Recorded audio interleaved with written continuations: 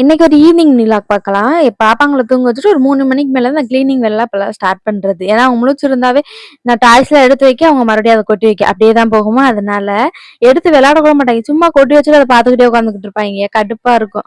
அப்படியே எடுத்து வச்சுக்கிட்டு இருந்தேன், மித்ரா குட்டி எந்திரிச்சுட்டாங்க. மித்ரா குட்டி எந்திரிச்சா ப்ராப்ளம் இல்ல. அவங்க பாட்டுக்கு படுத்துக்கிட்டு டிவி பார்த்துக்கிட்டு இருப்பாங்க. ஆதிரா குட்டி எந்திரிச்சா தான் சேட்டை பண்ணிக்கிட்டே இருப்பாங்க.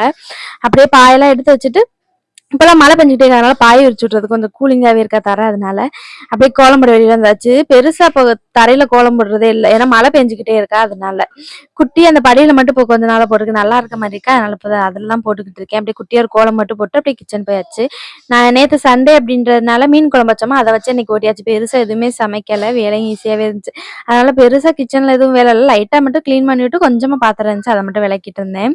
இந்த ஈவினிங் டயத்துலலாம் காஃபி குடிச்சு பழகினவங்களுக்கு வந்து குடிக்கல அப்படின்னா தலைவலிக்குது அப்படின்னு சொல்லுவாங்க. எங்க அம்மாலாம் அப்படிதான் சொல்லுவாங்க. காஃபி குடிக்கலன்னா எப்படி தலைவலிக்கும் அப்படின்னு நான் சொல்லியிருக்கேன். ஆனா இப்பெல்லாம் எனக்கு அப்படிதான் தோணுது. ஈவினிங் டயத்துல காஃபி குடிக்கல அப்படின்னா தலைவலி வந்துருது. அப்படியே காஃபி மட்டும் போட்டு குடிச்சிட்டு கொஞ்சம் மளிகை ஜாமான் இருந்துச்சா, நான் மட்டும் கடைக்கு போய் வாங்கிட்டு வந்துருந்தேன். அதெல்லாம் எடுத்து வச்சுட்டு நைட்டுக்கு ஏதாவது சிம்பிளாவே பண்ணிக்கலாம் அப்படின்ட்டு தோசை தேங்காய் சட்னி தான் பண்ணியிருந்தேன்.